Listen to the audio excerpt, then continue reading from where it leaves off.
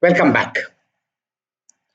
In the last class, I introduced you about interaction parameters of NMR, both external and internal. In the internal interactions that are present within the molecule, I told you about chemical shifts, scalar coupling, dipolar coupling, and for spin greater than half nuclei, the quadrupolar couplings. All those things we discussed. And I was telling you more about chemical shifts, why it comes and everything. We'll start discussing more about chemical shift from today. First of all, chemical shift, how does it arise? The nucleus of an atom is surrounded by the electron clouds. Please remember that. The nucleus of an atom is surrounded by electron clouds. It is not a bare nucleus. So what is going to happen is there are two interesting phenomena takes place simultaneously. When you put the molecule of your interest in the external magnetic field, there is a very big magnetic field. The external field induces currents in the electron clouds of the molecule. It induces current. See, electrons start flowing like this. It induces currents in the electron clouds. Subsequently, what happened? The circulating molecular current in turn generates the magnetic field.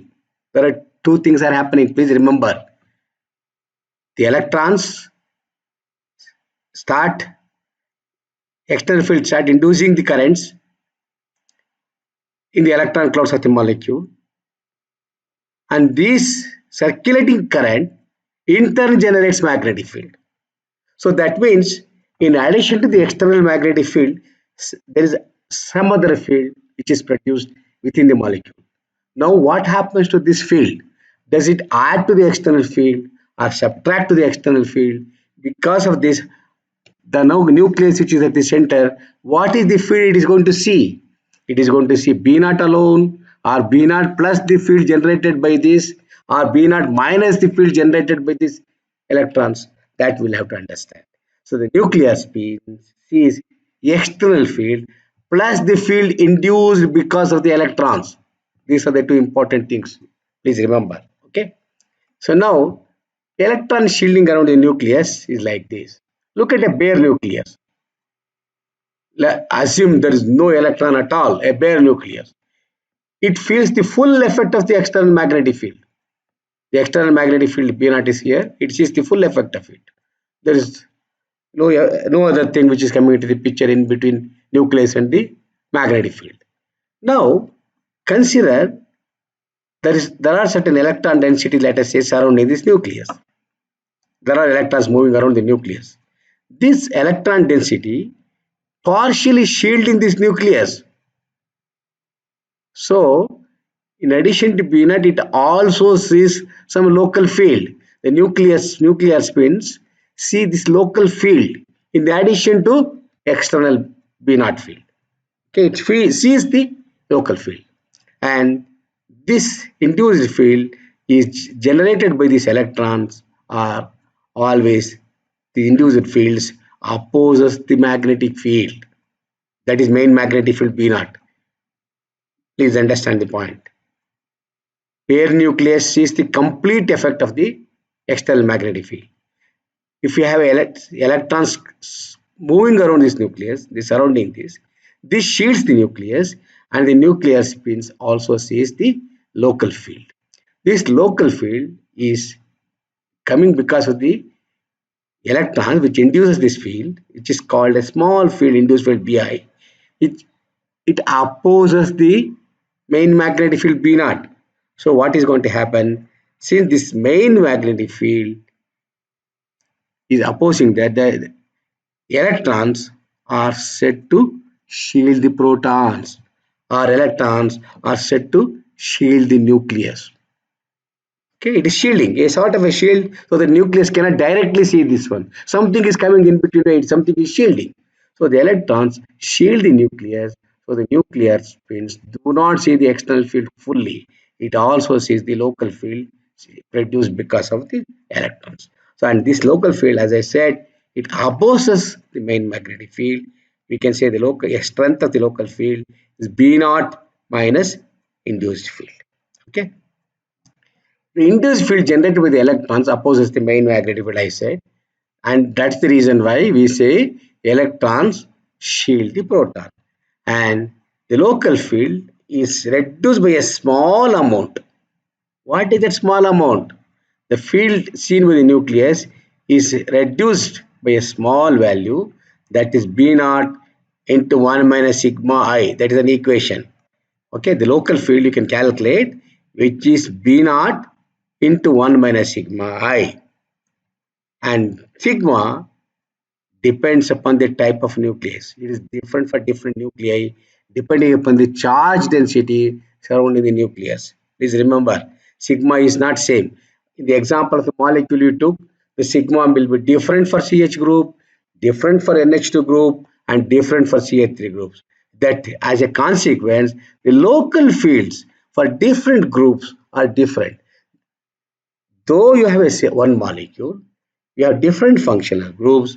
As a consequence, each functional group has a separate local field. That is because they have a different sigma values. Remember this point. So the effective magnetic field, if you express like this is called a screening factor, also called a shielding factor, which is directly proportional to the electron density surrounding it. So higher the charge density, higher the gamma, higher the sigma. Remember this. The shielding factor is larger and larger because it is proportional to the electron density surrounding it. If there is more and more electronegative nucleus, more electrons are there, more charge density at the site of the nucleus, this is larger and larger. What is the value of this sigma? Typically, it is of the order of 10 to the power of minus 5 for protons and around 10 to the power of minus 3 or less for other nuclei. Okay, so value for gamma, value of sigma for protons is 10 to the power of minus 5. The proton sigma is always positive. Okay, it is positive. There is a way you can calculate sigma, everything. Let us not. There is a huge discussion we can do. Lot of discussion can be done on chemical shifts. How to calculate sigma? We go more and more deeper into the theory. Let us not bother about it for our course, just for understanding.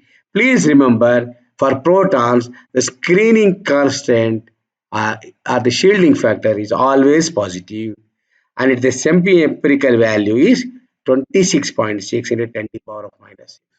This is the semi-empirical value I'm just quoting without going into the details of how we calculate this thing. Okay. Now, to determine the shielding constant, we also use a formula. You may ask me a question, how did I get this 26? I said I don't want to go into the theory. I simply give you the one formula. This is called Lamb's formula. Okay, the formula given by Lamb. This is Lamb's formula. This gives shielding constant for an isolated proton, which is perfectly spherical. Take a hydrogen nucleus, proton. I showed you in the first example, a bare nucleus, no electrons at all. An isolated proton is always perfectly spherical. Okay, this shielding constant. For other molecules also, in principle, you can use the same formula to generate this. But you must know a factor called rho of R. That is an important factor in this formula. It is not easy to know this for all the nuclei, if other than protons. But qualitatively we know these values. As we go ahead, I tell you, it depends upon several factors called diamagnetic contribution coming because of s electrons, paramagnetic contributions coming because of p orbites, p electrons, etc. So we can, and also it depends upon the neighboring functional groups attached to the proton of our interest. So various factors add to this. So sigma can be calculated accordingly, but this is a general formula. You remember, if you want to know how screening constants are determined, what is the shielding constant, there is a general formula called Lamb's formula which is utilized. Okay. Now let us look at the electron density, how it affects the different nucleus, how different nucleus see the different charges surrounding it based on the functional groups. As I said, where nucleus in the absence of electron, it is perfectly spherical, uniform charge distribution surrounding it.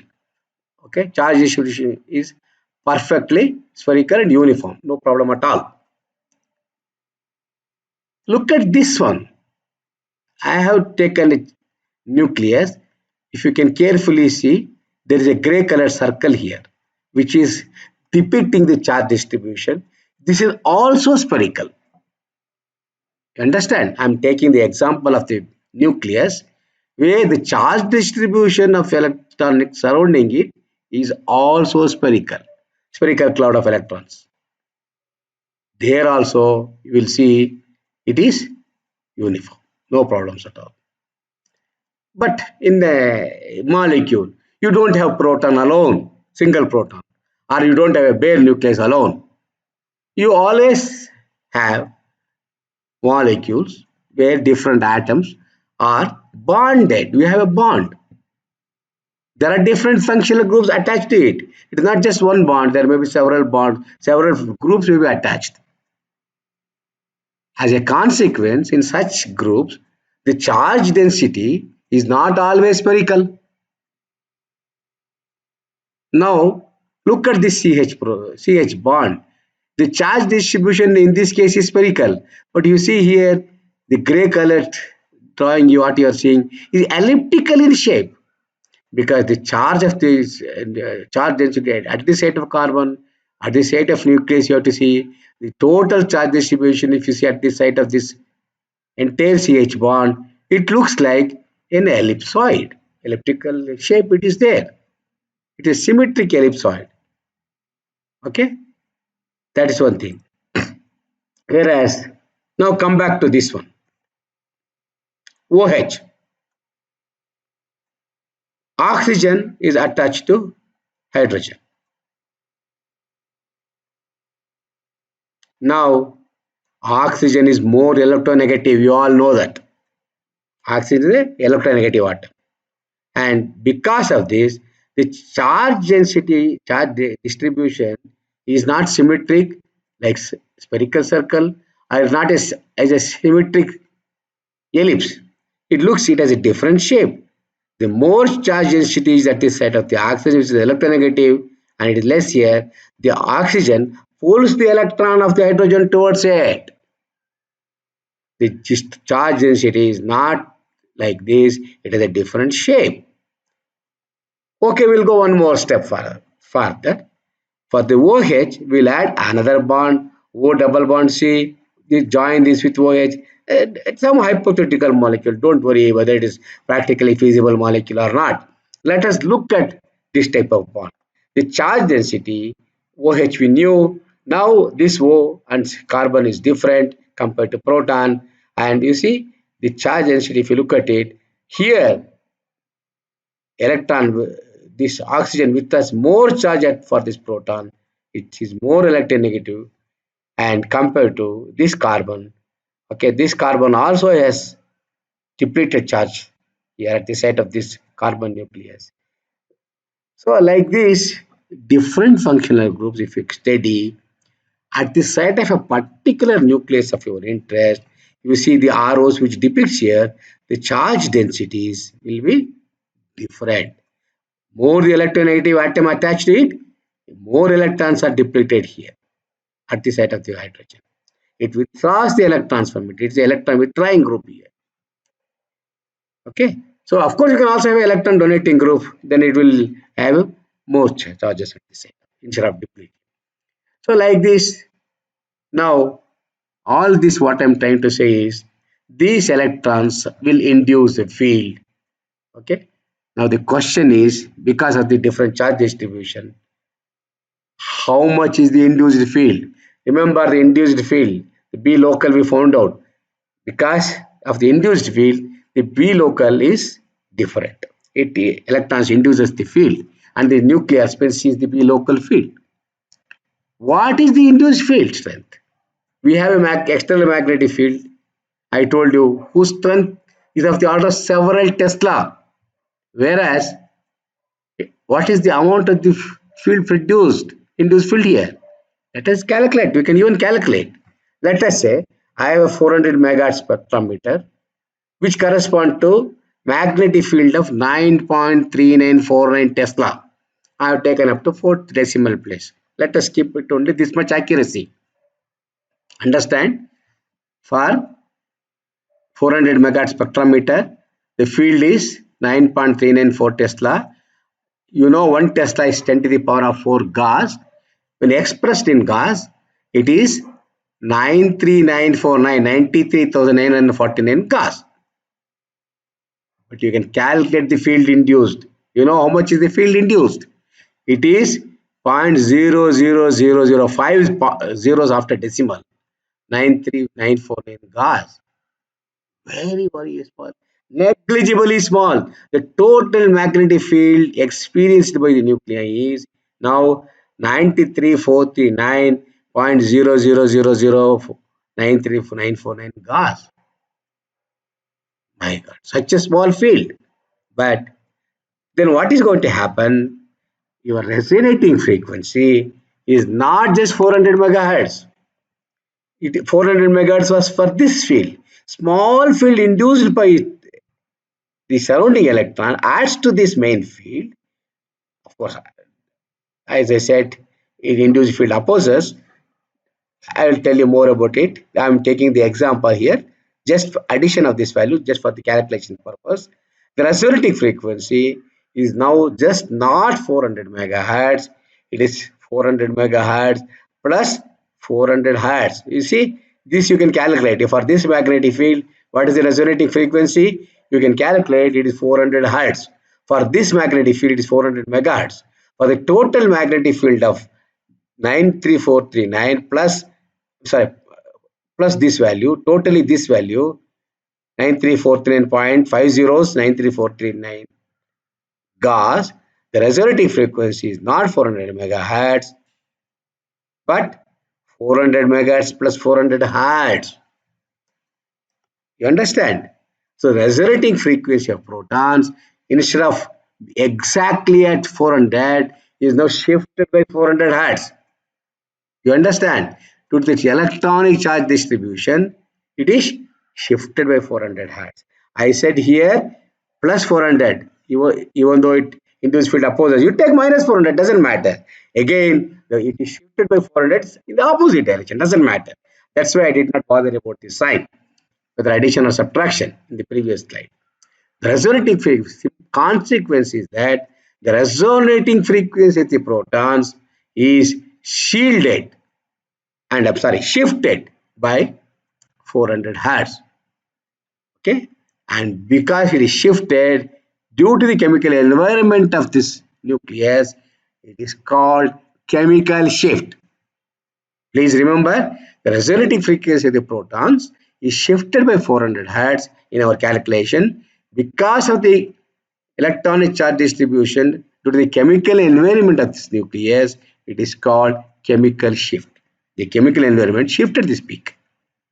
Now, what happened to the different functional groups in a molecule? There are varieties of functional groups. How do they shift? Consider now the example of a molecule like this. In the very first example, very first slide I showed you in chemical shift, this one has 3 different functional groups. But when I went into my equation, I showed it all gives rise to single peak. But now what is happening is the shieldings are different. Electronic environment at the site of Ca3 is different. At the site of NH2 is different. At the site of CH is different. I have written the shielding electronic cloud has a bigger umbrella here. It is much more shielded because of 3 protons than NH2, which is 2 protons, of course, with the nitrogen, and CH proton has a smaller shielding. The umbrella size here tells you the extent of shielding. Larger the umbrella, larger the shielding. Okay, so now what it means is the field seen by these 3 different types of protons are not same. It is not just only B naught. It is in addition to B naught plus induced field. You can understand the point. In the previous slide, I did not bring in the internal interactions. I said all were same. That's why I said it will give a single line based on this equation. But now we have understood the internal interactions.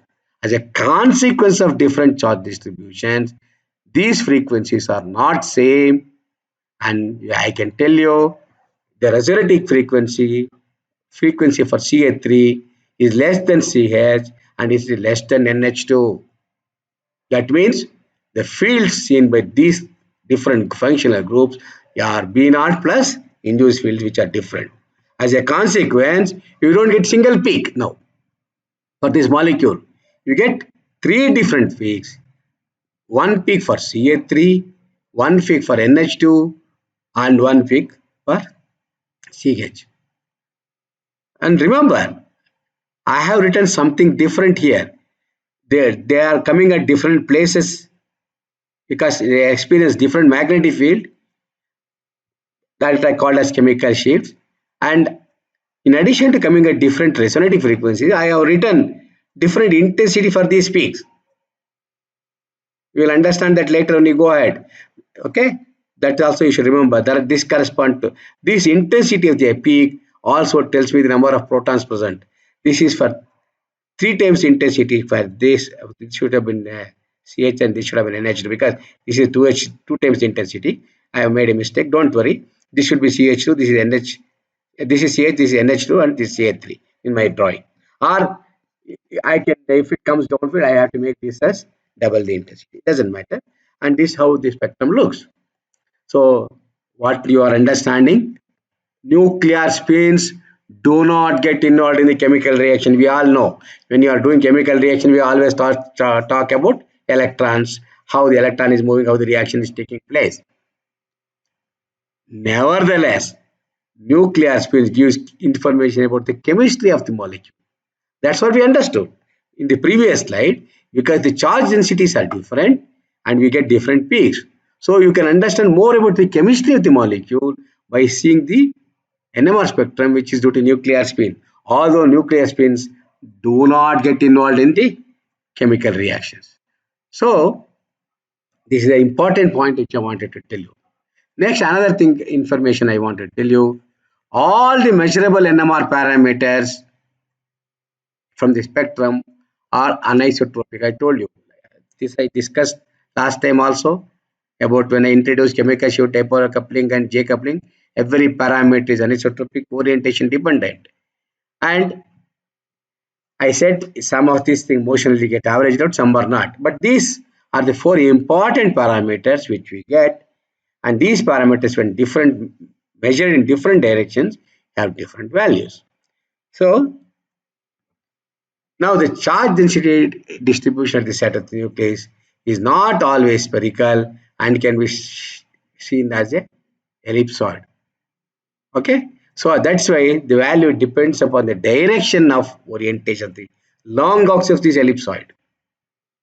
In the case of isotropic motion, isotropic solution, there is a motional averaging. As I said, these two things get completely averaged out. So what does it mean? The rapid isotropic motion in solution averages out all this orientational dependence. The measured chemical shift value in the solution state is the isotropic average. You get only single value. You don't get chemical shift. What you want, in principle, you would have got different values when you measure in different directions. If maintain the anisotropy, but in the solution stable, anisotropy is averaged out. So the chemical shift what we measure is the isotropic average. Okay. What happens if there is no isotropic average and it is only partial average, not complete removal? In which case, all these anisotropic parameters gets into the spectrum. Please remember, only when in a solution when there is perfect motional averaging, totally all these anisotropic parameters will go to 0. That is the isotropic spectrum. If it is not averaged completely, there is a partial averaging. It's possible. There are some anisotropic media I said in one of the classes like liquid crystal. These anisotropic parameters will get reflected in the spectrum and causes severe line broadening. Okay, so now we will understand how different electron densities affect chemical shifts. Consider a methane group. We have only single proton. The charge distribution is corresponding to only one proton. Okay. Now, effective field seen by the nucleus is more than the static field. B effect is more than B naught. I understand. Now, go to methyl group. There are three protons. The charge density is different from CH proton. It is due to three protons now. The effective field seen by the nucleus is more than that of the B naught here also. Remember, the effective field seen by this nucleus is different from B naught. Effective field seen by this nucleus is also different from B naught. Then what is the difference between these two? The difference is B effective of methyl is more than B effective of methane because this has more charge density distribution. So methyl protons, I would say, are more shielded. The shielding, because is much more here, methyl nucleus has three surrounding electrons. If it has to see the main magnetic field, it has to cross this barrier. You remember? So it is more shielded than CH. What does it mean? The effective field seen by methyl protons are more than that protons. Essentially, it means CH3 protons resonates at a high field because the field is more. Field seen is much more. So it resonates at a high field than CH proton. You understand? Based on the charge density distribution, you can even say which proton has higher resonating frequency and which proton has a lower resonating frequency. In this simple example, we knew methyl protons has more shielded than CH protons. As a consequence, effective field seen by these methyl protons are more than that of the methane proton. So, CH3 protons resonate at higher field than CH proton. Get the point? So today I am going to stop here and I have given you the brief idea about the reasons for seeing the chemical shift, the conceptual understanding of why chemical shift arises. It is because the motion of electrons, and I said the field induces the motion. The motion of the induce the motion on the electronic clouds, and which in turn generates the magnetic field, which as opposes the main magnetic field. I said, and then we saw varieties of charge distributions for different functional groups, and how different charge density distribution causes the effective field seen by different nuclei. And we took the example of the CH3 and CH protons, and we said CH3 protons are more shielded than CH protons. As a consequence, we said CH3 protons resonates at higher field than CH proton. So we'll stop here. In the next class, we'll talk more about chemical shifts and their interpretation and everything.